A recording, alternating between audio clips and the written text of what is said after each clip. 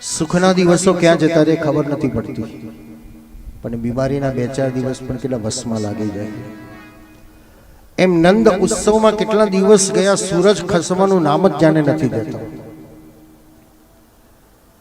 એટલો બધો અવાજ થયો કે શંકરની સમાધિ તૂટી ગઈ. શંકરે પૂછ્યા, બધો અવાજ બધે દોડી દોડીને ક્યાં જાવ છો, શું થયું? અરે મહારાજ ખબર નથી. ના, જગતનો બ્રહ્મ. હા, જગતના બ્રહ્મ. શું થયું? અરે જગતનો બ્રહ્મ બાળક બન્યો છે. અહો આશ્ચર્યમ. પરીક્ષિતનો જે પ્રશ્ન